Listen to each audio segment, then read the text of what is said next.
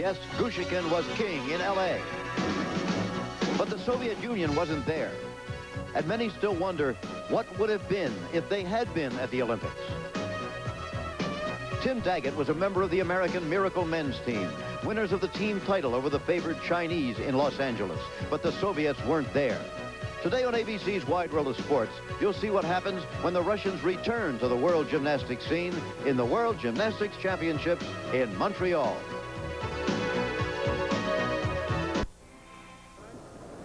We're in the Olympic Velodrome in Montreal, the scene of the cycling and the judo competition in the 1976 Olympic Games. This weekend, again, it's an exciting place because being held here are the 23rd World Gymnastics Championships. Hello, I'm Jim McKay, reporting again from Montreal. It has been a long time, believe it or not, more than 9 years. I haven't been back since we were here for the Olympics. So it's kind of a nostalgic trip for me, but an exciting one too, because the World Championships of Gymnastics are a major event. We're going to be bringing you today on Wide World of Sports the men's individual all-around competition. Now, the Soviets are going to be favored. They've already won the men's team championship. It's a very interesting situation, however, because it's the first time in 2 years since the World Championships of 1983 that the Soviets have faced the best of the rest of the world. So they'll be favored, but it won't be easy because they'll be going against individuals like Li Ning of China. Remember, he won 3 gold medals out in Los Angeles. And then there's Koji Gushikin of Japan, coming off an injury here, but he's the man who won this event, the individual all-around in the L.A. Olympics. As for the Americans, well, sort of a rebuilding phase. Just 2 members of our victorious men's team from L.A. are here. That's Tim Daggett and Scott Johnson. Where are the rest of them, and where are the American women who found glory in Los Angeles? Well, as today's program moves along, we'll be updating you on them. Where are they now? What are they doing? That sort of thing. Right now, let's update on our expert on this sport, Gordon Maddox. Gordon, why don't you run us down a little more specifically on the men's individual all-around? Well, Jim, the Russians are tremendously strong, and it's a surprise to me that the Soviet athlete Vladimir Artemov is in a tie for the all-around with an East German, Silvio Kroll. In third place is the 1981 world all-around champion Yuri Korolev. Li Ning had the misfortune of drawing the first round of competition in the team competition, and early in the day, gymnastic judges just don't give high marks. And so his score put him in 5th place, about a half a point behind the leaders. Koji Gushikin did fracture an ankle about a half year ago. Has a full recovery, but it did interrupt his training, and Koji is down in 7th place, going to have to struggle a little bit. And how strong are the Russians? Well, Dmitry Belozerchev, the 1983 all-around champion, maybe the greatest gymnast that's ever lived, had an unfortunate auto accident a couple of weeks ago, shattered a leg, and is probably finished in competition. And his teammate, Yuri Balabanov, was the one that the Soviets thought might win the all-around.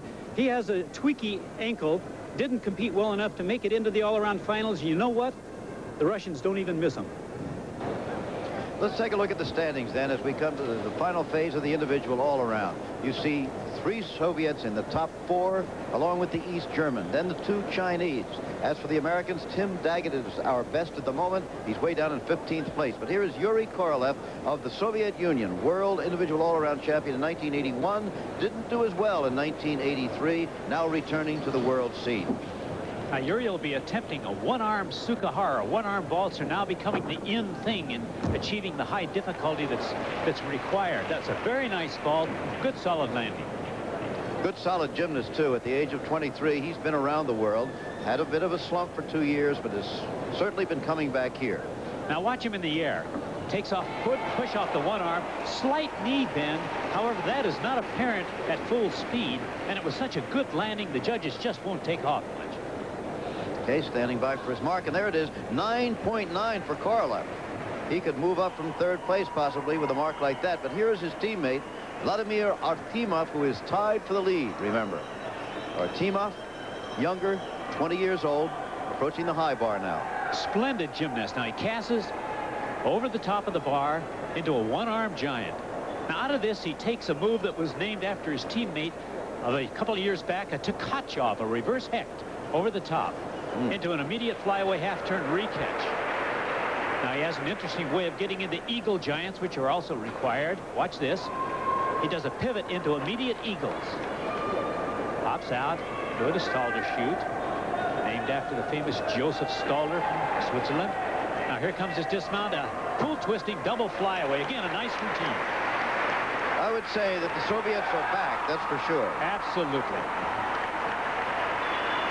Vladimir Artemov from a town called Vladimir. Watch the roll now into eagles. Casts out again on the top. Hops out of the eagles into an immediate stalder. Comes out of the stalder. Takes one preparatory giant. Gets set up for his dismount.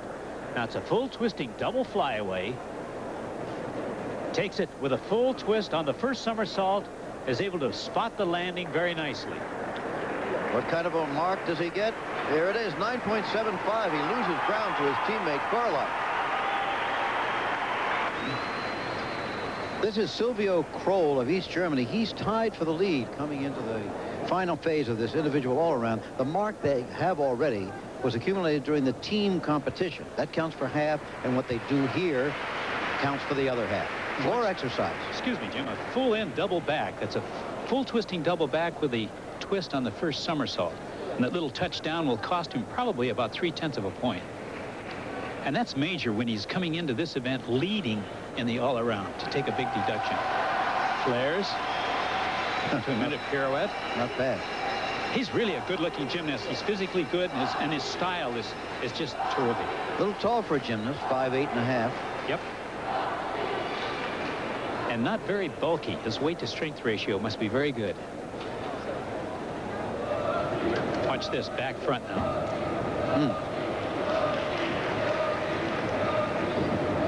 Remember, 6 events in one going on at the same time. That man you saw flashing through the background was doing the vault. And how distracting it must be for these gymnasts to have the other 5 events somewhere in their consciousness. I think it takes a real discipline to work through it. Here comes a double back for a dismount now. Nice move. Okay, Silvio Kroll of East Germany, German Democratic Republic. That's what the GDR stands for there. Let's have another look. All right, now this is another shot of the dismount. Gets a nice lean into it. Takes a back handspring, sets it up very high, drops out of it, and is able to set his feet so that he doesn't take many hops. He has just one small hop at the end. It's a good finish to a nice routine. Standing by for the mark, 9.65. That'll drop him down into 3rd place behind Korolev now. So the Soviets take over the first 2 places. Listening up there on the right side of your screen is Li Ning of the People's Republic of China, winner of 3 gold medals in the Olympic Games. He won this event, tied for the gold in the pommel horse and the rings. And wait till you see this opening. He's one of the few people in the world that does a double twisting, double back somersault. Just an unbelievable move, and he just drops out of it. Could parachute out of it. And I said he won this event. I'm speaking of the floor exercise, of course, not the individual all-around. Comes out of his double very, very high. The most underscored of all the potential leaders in this competition. And just a beautiful person. Flares up into a pirouette.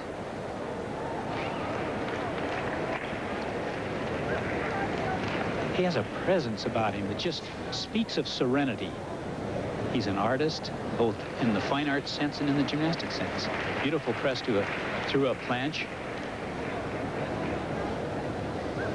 Probably a tuck double coming in here somewhere. There it is. Tuck side, pardon me. Now he's past the minimum time, which is 50 seconds. They have a maximum of 70. Here comes a double back somersault. Watch how he drops out of it. Oh, just gorgeous, gorgeous. He stuck that one into the mat, didn't he? Well, we'll see what they can take off for in that exercise. That's really fabulous. Incidentally, they made a new rule here against demonstrating after high scores. Can you believe that? Let's have a look at that opening move. All right, this is a double twisting, double back now. A full twist on each of the 2 somersaults. And watch how high he goes and how early he comes out of it. Wow, he is just in orbit. Just fabulous. Marvelous conditioning. And what do the judges think?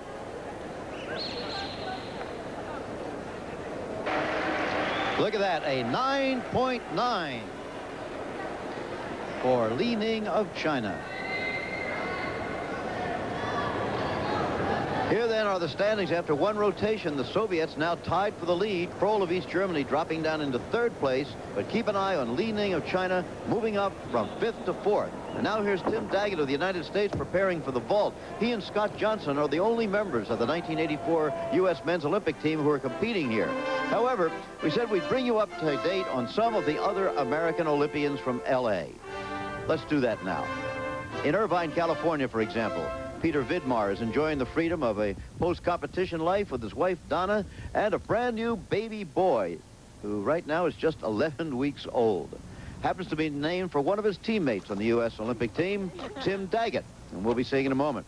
He now gives speeches and teaches gymnastics, a different life. After the Olympics, I thought, wow, now I can do all those things I never got a chance to do, and I've been surfing, and I went skiing, and water skiing, and sailing, and hot air ballooning, and doing a lot of fun things, and I've enjoyed it. But those things aren't going to last forever, and I'll be honest, those things are fun, but they're very temporary, and they don't bring me that long-lasting satisfaction that I've got out of gymnastics, because I know that it was a sport that I had to really work at and really try to master. And so it's fun to go back in the gym and play around, and I don't know, I do miss it. I miss the training, and it's been difficult to stay away from the gym, and it's not by choice.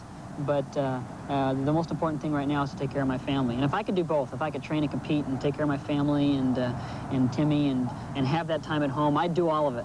But right now, family's number one, and gymnastics has to take a back seat. But I'm going to be involved in the sport for the rest of my life, no matter what.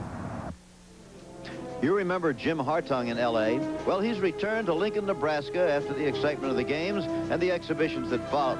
He figured that a little rest and rehabilitation was in order, just to get his priorities for the future.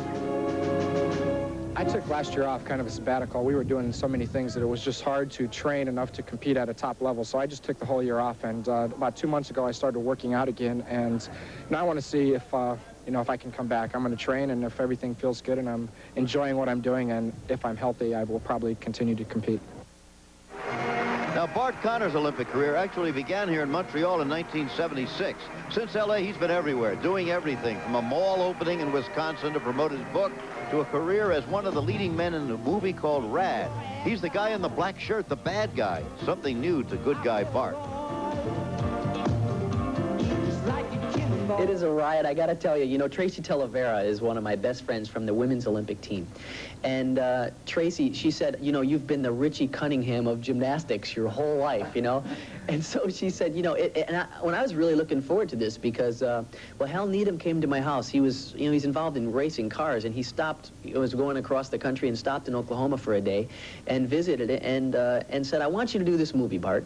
And I was like, well, I read the script, and you know, it's a bad guy, basically. I'll even do some of your work for you, crew.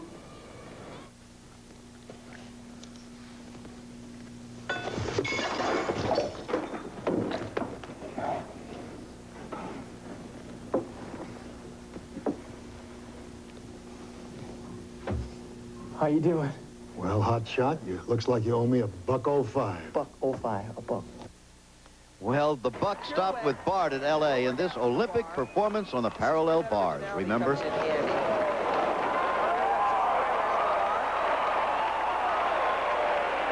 Presses up to a handstand.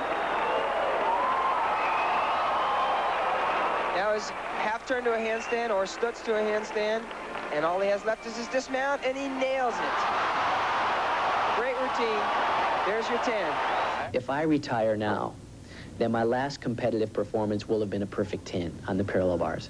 And man, if that ain't the way to go, there is no way. Can't argue with that.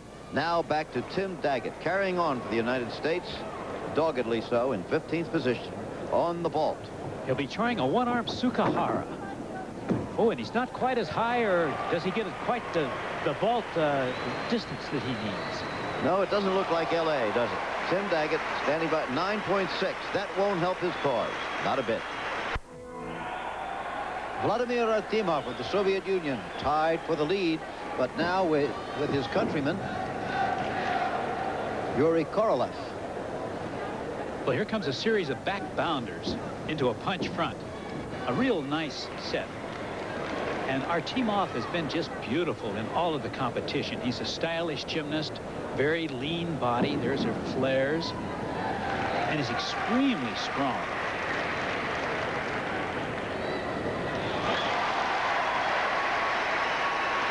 Cheers from another piece of equipment where someone else is working. All right, here comes a piked front. Rather anticlimactic pass after such a big opening. It's a very conservative routine as far as that's concerned. He'll finish with a double back, and if you remember Li Ning's routine, this has about 1/3 the difficulty that Li Ning's has, although it does satisfy the requirements. Vladimir Artemov, joint leader at this moment of the individual all-around, the World Gymnastics Championships. And let's take a look from another angle of that back pass into a front summy. Now he's going to take a layout back somersault. He'll keep it a bit low. There's the back into a bounding back with a full into a punch front. A nice pass. Not great, but it's a very nice pass.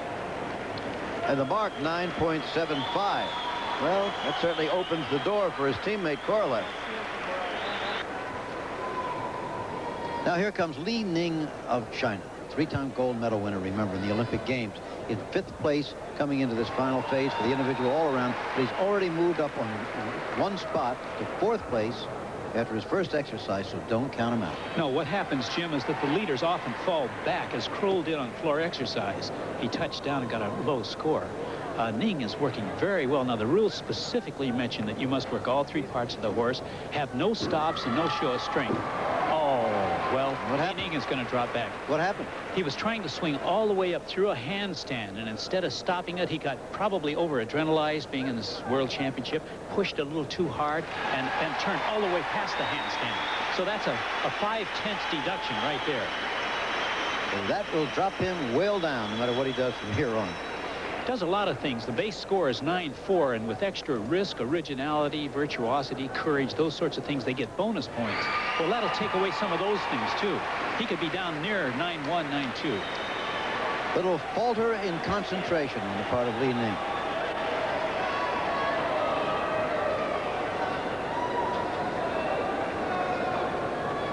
Now let's watch it. He's really working his single leg work high. Here he breaks into into a front scissor. Now he tries to swing all the way up, take a half turn, catch the handstand, and he just pushes much too hard, takes it all the way past the hands, and I suspect that's the first time he's ever done that.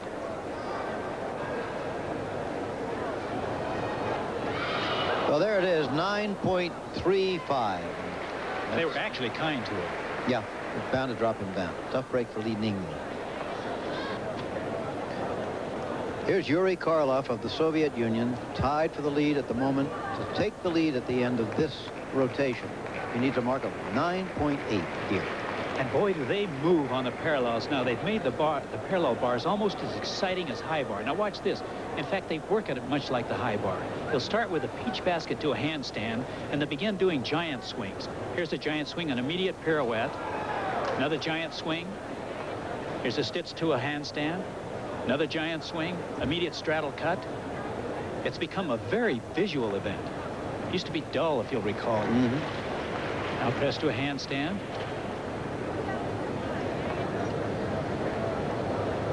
Now, a series of another moves to the handstand. Stitz, and here comes a double off. And except for a little hand touch in the center of his giant swings, that is a perfect routine. Yuri Korolev. Those names like Stitz that you hear and so forth, Gordon saying they're very often named after somebody. Exactly. They used to use biomechanical terms or parts of the apparatus. Now they use the founder's name. Here's the Stitz hand, made a man named Stutzkier. And there's the double off. Little step on the landing. Well, did Matt cost him the lead? We'll see. Take another look now at the end zone. Watch this. It's almost as if you were working a bar suspended between the parallels. Giant swing to the Stutzkier. Another giant swing. Really extraordinary work. The immediate straddle cut into a shoulder roll.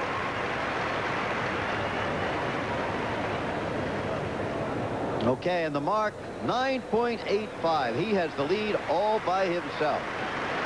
So there are the standings. Korolev, Artemov second, and Li Ning drops all the way down to 6th place.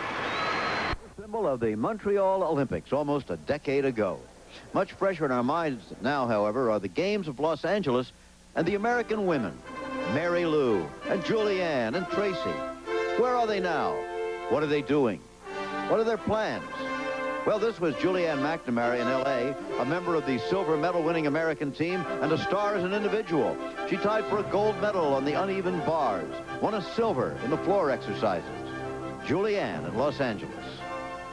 Well, now she's still in L.A., a student at UCLA, but also involved in acting. 2 primetime TV parts so far, and, of course, commercials. That's why it is. Why it's been for 8. For me, basically, things are pretty much the same. I'm still real focused in on what I want. I'm still working out really hard, and as well as focusing in on my acting. And then I'm also going to school at UCLA. So my life is still real structured and real disciplined and really goal-oriented, and that's the way I like it. We first saw Tracy Talavera as a slip of a girl barely into her teens winning the American Cup. Well, by L.A., she was a mature member of the American team, helping to win that silver medal behind the Romanians. All that took place in Pauley Pavilion on the UCLA campus. The memories come easily to Tracy because she's still on the UCLA campus as a student majoring in communications. Any day she can stroll past Pauley and remember the glory days of '84 and look to the future. Well, the past year, after the Olympics, for a year, we just did a lot of tours around the country. I stayed out of school for a year to do that.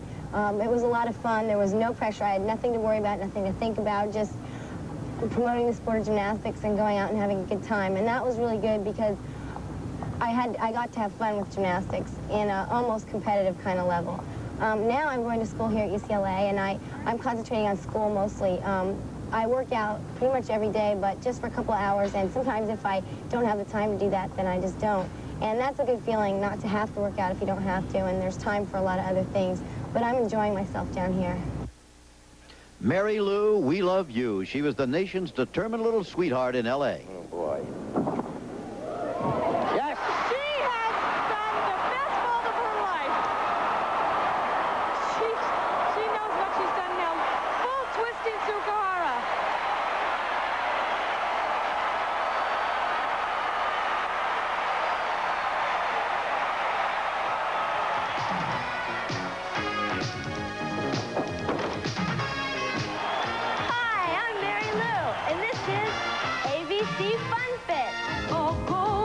And Mary Lou hasn't left the home screen since, on TV programs and mostly on commercials. Lots of commercials. Now flash, flash, flash, that winning smile. No question about it. Mary Lou Retton has been a commercial success, as in TV commercials. Where is she now and what is she doing? Well, we are told that she is training with her great coach, Bela Karolyi, in Houston, Texas. Training for competition? Well, that is not clear. Not at all clear what her future competitive plans are. We would like to have talked to her about them. However, her agent, John Trietta, told us very simply that Mary Lou is not available for interviews in connection with these World Championships. Period. Silvio Kroll of East Germany was tied for the lead starting this competition. He's now dropped down to 3rd place, but still very much in it. Silvio Kroll of East Germany. Now, he starts off rather easily. He'll just simply do a kip, swing to a handstand. Immediate swing handstand with a giant swing, followed by a move called a Yamawaki, which is named after the Japanese man who originated. Now watch this. It's sort of a 1.5 front somersault over the rings back to a handstand. Lowers to a cross. Long arms for the cross. Gets it stopped, but not quite. Now he has to do a press to a handstand. He's already swung to a handstand. Now, having pressed, he's fulfilled those requirements. And you'll see a layout double flyaway. Okay. Exercise, very commercial. Silvio Kroll, who was 4th in the 1985 European Championships in the individual all-around, currently 3rd. All right, taking another look now on the dismount. Comes the dismount. He bails out of the handstand. Takes a long pull. Layout, double flyaway. Very nice. And all along, remember, you'll be hearing applause from other events that are going on at the same time.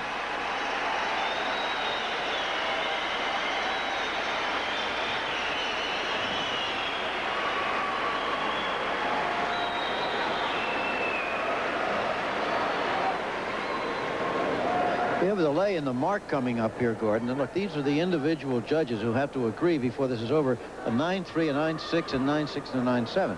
Now, actually, Jim, only the two middle scores, the two 9-6s count, but the judge, the superior judge, seeing that 9-3 sees an obvious discrepancy, and at any time he can force a discussion, and they do every time. Well, here comes the mark.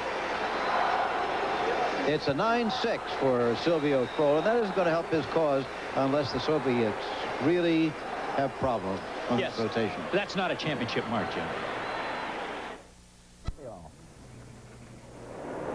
Yuri Korolev of the Soviet Union, back in his form of 4 years ago when he won the World Individual All-Around Championship at the age of 19. And he shows a lot of maturity in the competition tonight, Jim.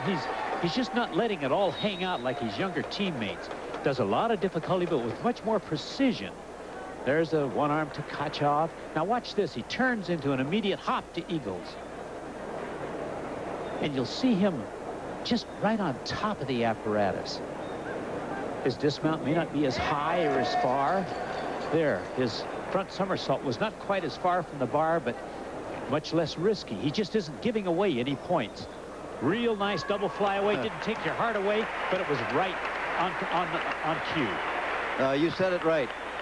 Not giving away a thing. Don't give it to the other guy. A little small smile there. He's been around. Take a look now. There's the front straddle summy. He's in nice and close to the bar. He's not going to rip off because he goes for 110%. He's just trying to get through his exercises and make the other guys make the mistakes. Very nice commercial layout double flyaway, but boy, right on the money. Still aggressive enough, that's right. Not the old prevent defense. That can cost you.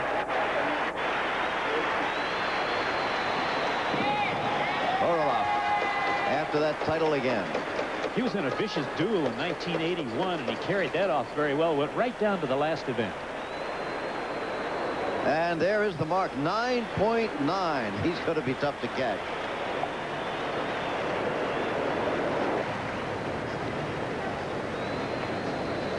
Vladimir Artemov in second place now. He started this session tied for the lead, is now just slightly behind his teammate Korolev. Working on one pommel, doing a lot of work on one pommel. He really is an extraordinary gymnast and very good on the pommel horse. First came over here on one of the tours with the Soviets when he was a junior. Had great difficulty then and no skill in the style area. Now he's become so stylish. His hips are up very high on his front scissors.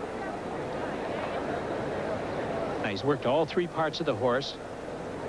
More flare work up to the handstand and just a fabulous routine. The flare is something that was brought into this sport by an American, Kurt Thomas. Right. They use it on the floor. They use it on the horse. All right, here we see another look at the dismount. He'll get into flares. It's an undercut with his right leg. Continues to undercut. Plants the hand swings up to the handstand, and the handstand is a relatively new innovation on the pommel horse. Okay. There is the score, 9.85. An excellent mark, but not good enough. He slipped a little further behind his teammate Korolev. So, again, the two Soviets, and then Kroll, staying just the same. A good way to go yet. We're at the World Gymnastics Championships in Montreal. This is Jim McKay with Gordon Maddox, and about to perform in the floor exercise is the leader in the competition. This is Yuri Korolev of the Soviet Union. I suspect he'll remain the leader. He is a very steady performer, and he's been here before. Now watch his mount. It's a layout double back somersault. Now after he gets out of this corner, he comes back with a very unique move. He'll do a double front somersault, which is a blind landing, and is the very reason you don't see very much of it. He'll do a double front now, take a forward roll out of it whether he needs it or not. Really pretty. Floor exercise, one of his top events. He was second in the World Championships 2 years ago in the floor exercise.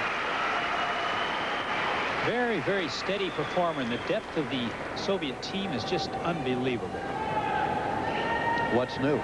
Yeah. for sure. Well, the Chinese now beat them in the last World Championships in Budapest 2 years ago, but not this year. No one is coming close. Nice flexibility. Now, that's all the flexibility he needs to show. He doesn't really have to do a splits or anything of that nature. Here comes another layout double back for dismount. Fabulous routine. That's going to score 9-9, 9-9-5. Not too bad. Yuri Korolev. Kind of a charismatic young man, too. Smiles a little bit for the crowd. Very. Yes. All right, here we go now. Coming right at you. There's a front handspring through to a double front somersault. Extremely difficult. Extremely risky, too.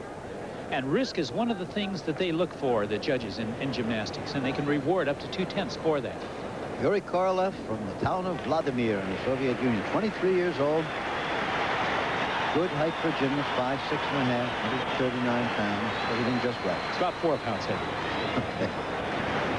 Well, the mark is just 1/10 light of perfection, 9.9 for Yuri Korolev. Nobody's going to catch him on this rotation. The Soviets dominating here with the Americans very much in a rebuilding phase. But let's update ourselves now on 2 more American Olympians. We found Mitch Gaylord and Kathy Johnson on the set of a movie called American Anthem. Mitch has moved quickly from gold medalist to pinup poster to movie star. Action!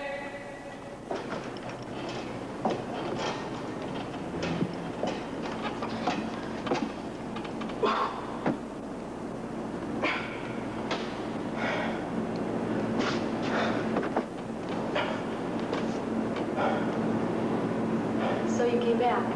Yeah. Are you sure that's what you want? Well, it's a start. They were contemplating whether to put an actor and double him or use a gymnast and teach him how to act. And that's where they ended up going, and I took acting lessons for about 3 months, and here I am. Mitch Gaylord enjoys acting and has very definitely put his gymnastics career behind him. The competition part of it is behind me. I like to just move on, you know. I feel like we did it, and it was great. Now I'm into another area, and hopefully I'll be able to excel in some other areas. Now, across the set, Kathy Johnson is working as choreographer with the leading actress, Janet Jones. Make a point of that, Sean. Yeah. Let's go. Here. Here. Oh, sorry. And then I step out to here. Right. Let's try not to get yourself so far in here on that part. There's still very much in me a feeling of wanting to get out there and perform. Like when I watch her out there in front of the camera, I feel it so much that I would like to get out there and do it as well. But I like both aspects. I like creating and making someone else do it and see it work, but I still like performing myself. Teaching's a great challenge to Kathy, and she hopes to carry her expertise to the next generation of gymnasts. I feel very strongly about keeping the ball rolling since the Olympics with gymnastics. There's a lot of new kids coming into the sport, and a lot of them will dream of becoming Olympians. They will dream of becoming a Mary Lou Retton or a Nadia Comaneci. And I would like to also add another feeling toward gymnastics, that winning isn't always first place. Winning is going out, working so hard at something and dedicating yourself to something and achieving and reaching your potential. And not only reaching your potential, but pushing it outward, going beyond, digging down deep. And there's a lot of things you can learn about yourself in gymnastics. It's not just winning first place. With one rotation to go, here are the standings. They remain the same. The 2 Soviets in first and second place. Kroll of East Germany in third position. On that 5th rotation, however, there was a tough moment for the Olympic individual all-around champion. This is Koji Gushikin of Japan crawling off the mat at the end of his floor exercise performance. He was in 11th place, and he says he will go on and do the final performance, but this was a tough one. Now watch this. On his dismount, he comes out a little bit early. Watch his left ankle.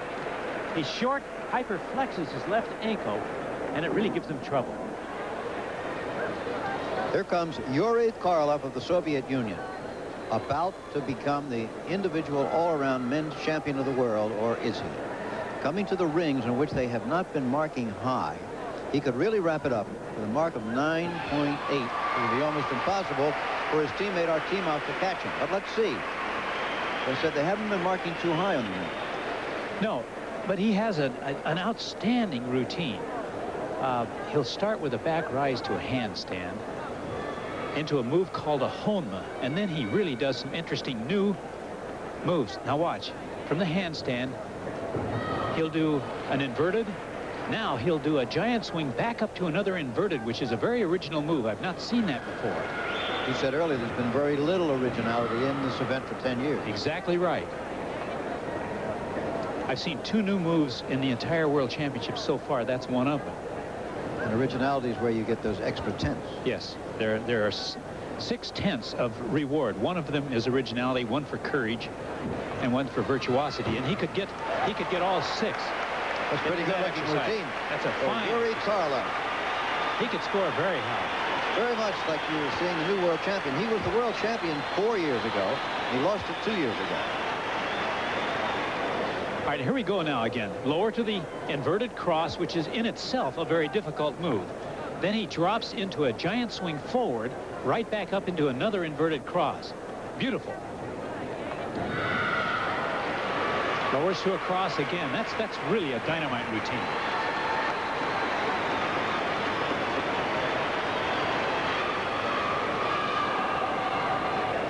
And that does it.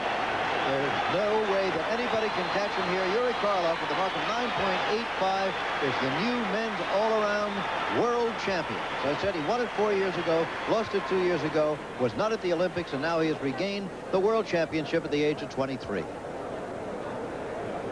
Silvio Kroll of East Germany, he's in 3rd place, but he only leads the Chinese Xu Xichang by 5/100ths of a point. So he's got a battle on his hand here in the final exercise. And he came in the lead, and he's been a little bit shaky. Let's see if he can pull it all together. There's a one-arm giant swing. Now he's on the other arm with a one-arm giant into an immediate ginger. And in the background, we saw just walking out of the picture the man who is his opponent at this point, Xu Xichang. So it's almost eyeball to eyeball. Well, Kroll had a small mistake in his first release move. He came in very close to the bar. Would have a deduction. Now watch this dismount. 4.5 twisting double front. Okay, well, Kroll has finished this exercise, and Xichang is just about to begin. And here he comes. Here is Xu Xichang of China, only 5/100ths behind. These scores are going to make all the difference. Now watch these giant swings. There's a giant swing into an immediate Diamondov. Another giant swing into a pirouette. Another giant swing to a handstand. Stitt's hand, beautiful so far. Diamondov to one bar. Now watch this press. He comes into an English handstand on one bar, back to the center. Now all he has to do now is his double somersault. Look out. Okay, so they've both done their routines, but the bronze medal is still up for grabs. It's all up to the judges. 2 scores to come, and 5/100ths of a point between them. 9.9 for Kroll, and that means that a 9.95 would be necessary for the Chinese gymnast to catch him. Not likely. 9.9. Imagine that.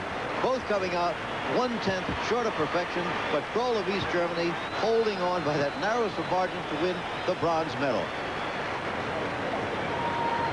So it's an East European sweep.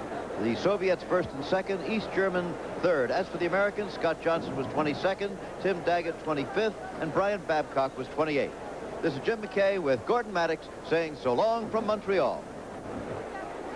The coordinating producer of ABC's Wide World of Sports is Dennis Lewin.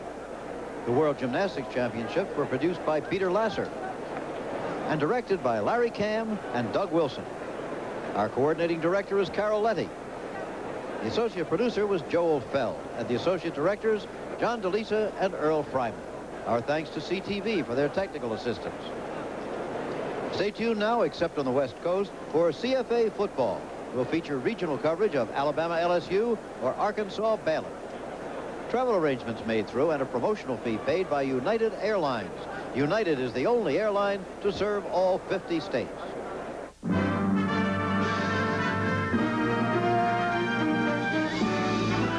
Spanning the globe to bring